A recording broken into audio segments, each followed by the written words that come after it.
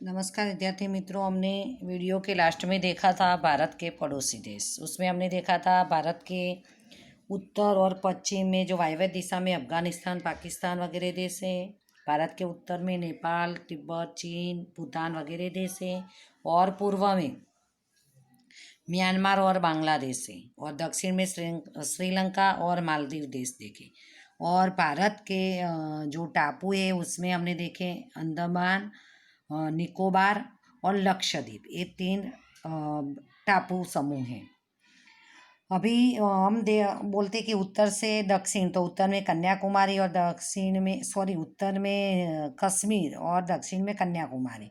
तो कन्याकुमारी को वहाँ भारत का जो दक्षिणी किनारा है, कभी ये एमसीक्यू खाली जगह में आ सकता है, उसको इंदिरा पॉइंट भी बोलते हैं। जो कन्याकुमारी जो लास्ट भारत का दक्षिणी हिस्सा है, दक्षिणी किनारा, तो वो लास्ट हमारा हिस्सा जो उसको इंदिरा पॉइंट भी बोलते हैं।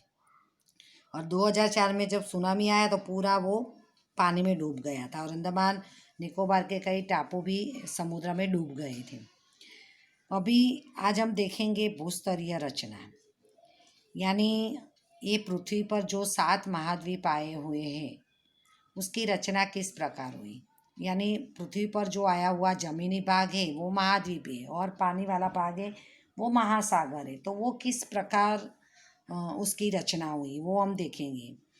तो भारत में अभी जो वर्तमान भूपृष्ठ है तो उसमें हम देखते हैं कि 7 महाद्वीप है, जो आप सब जानते हैं कि उत्तर अमेरिका, दक्षिण America, Europe, Asia, Africa, Australia, तो ये और एंटार्कटिका, ये जो 7 महाद्वीप हैं।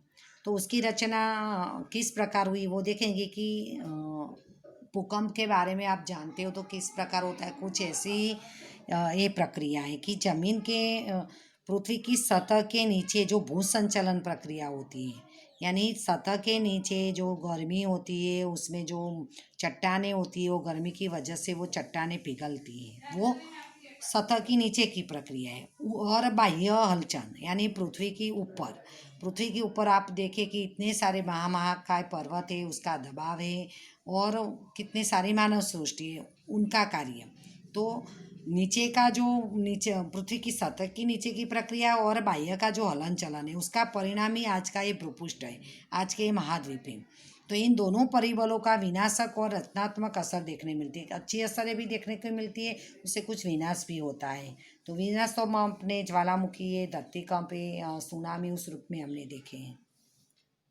अभी रचनात्मक किस प्रकार के वो हम देखते हैं कि पृथ्वी की संरचना की संबंधी जो जानकारी वो अत्यंत रोचक है।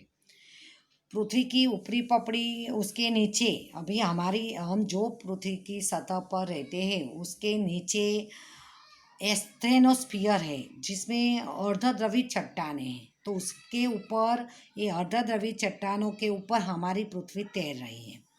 अभी पृथ्वी के गर्भ में जो होने वाली गर्मी है तो वो गर्मी के कारण जो चट्टानें पृथ्वी की सतह के नीचे भी चट्टानें, वो चट्टानें गर्मी के कारण पिघलती है और द्रव्य में उसका रूपांतर तो होता है, जो आप आगे भी पढ़ चुके, जिसको हम भूरस बोलते हैं।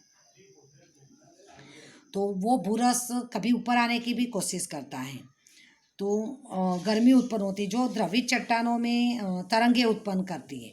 तो जो चट्टानें पिघल गई है, द्रवित हो गई है, उसमें एक तरंग उत्पन्न करके वो भूपृष्ठ की तरफ यानी पृथ्वी की सतह की तरफ जाने का प्रयत्न करती है। जो पृथ्वी की गर्मी है वो पृथ्वी के भूगर्भ में जो गर्मी है वो गर्मी पृथ्वी की सतह तोड़कर ऊपर आने की कोशिश करती हैं। तभी वो तरंग उपली हमारी पृथ्वी की सतह की परत फटकर जो बड़े बड़े टुकड़े में विभाजित होती है।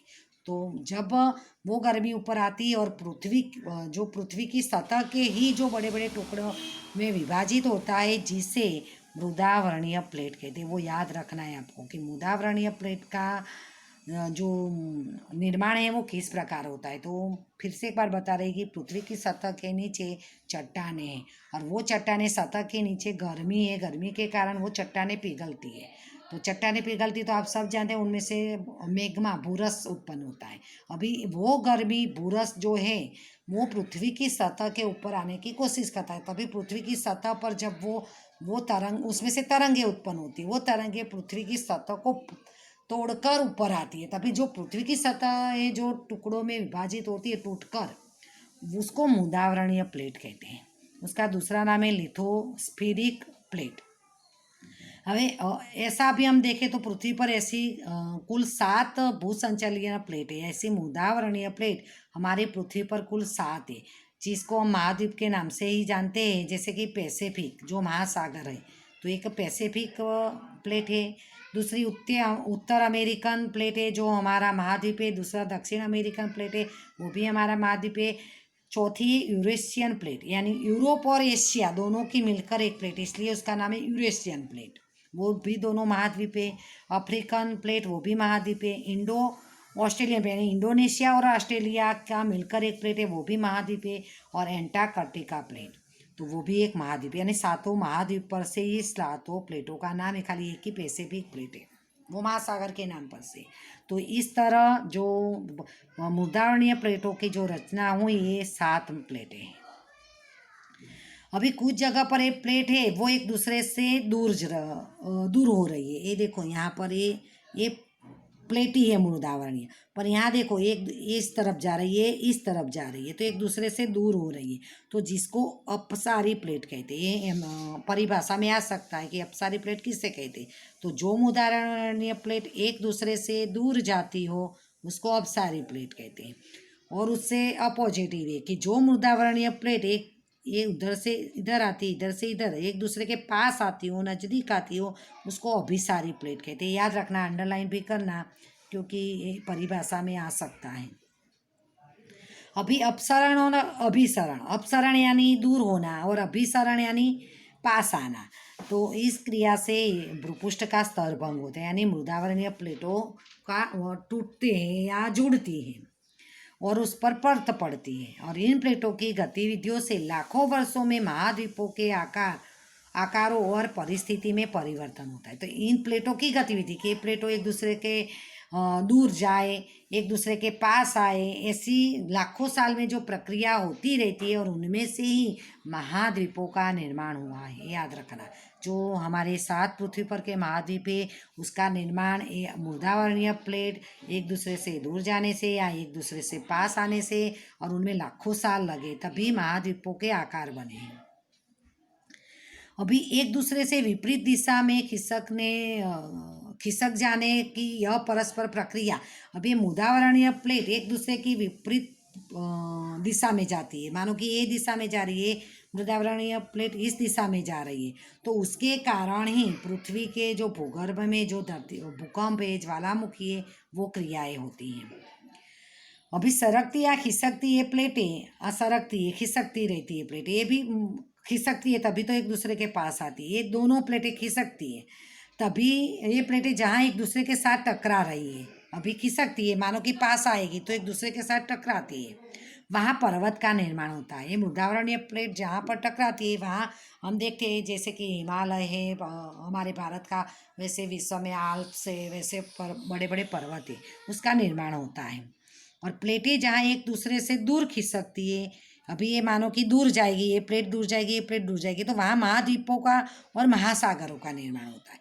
तो हमने जो पृथ्वी पर 7 महाद्वीप देखे और 4 महासागर देखे, वो अपसारी प्लेटों से होता है। दूर जाने, ये मृदावरणीय प्लेट दूर जाती है तभी उसका निर्माण होता है। जब मृदावरणीय प्लेट एक दूसरे के पास आती है तभी उनमें से पर्वतों का निर्माण होता है। तो इन प्लेटों पर स्थित जो महाद्वीप निरंतर खिसकते रहते हैं, तो इस प्रकार की प्लेटों को रूपांतरित प्लेट कहते हैं। अभी इन प्लेटों पर स्थित इन मृदावरणीय प्लेटों पर जो महाद्वीप आए हुए वो महाद्वीप धीरे धीरे खिसकते हैं अपनी जगह से, तो इस प्रकार की जो प्लेटें हैं उसको रूपांतरित प्लेट कहते हैं। तो ये प्रश्न भी IMP थोड़ा ध्यान से पढ़ लेना तो याद हो जाएगा। 7 प्लेटें याद कर लेना। अपसारी अभिसारी किससे कहते हैं, अपसारी यानी जो प्लेटें एक दूसरे से दूर जाती है, मृदावरणीय प्लेटें उसको अपसारी कहते हैं। जो मृदावरणीय प्लेटें एक दूसरे के पास आती है उसको अभिसारी कहते हैं। उनमें से पर्वतों का निर्माण होता है, दूर जाती है तो महाद्वीप और महासागरों का निर्माण होता है। और रूपांतरित प्लेटें ये है कि जहाँ महाद्वीप जो है वो खिसकते हैं निरंतर, यानी हमेशा थोड़े थोड़े खिसकते हैं। देखो ये प्लेट साथ में थी, ये खिसकते खिसकते थोड़ा उससे दूर हुआ है तो उसको रूपांतरित प्लेट कहते हैं। उसमें से भी एक्स्ट्रा एमसीक्यूज बना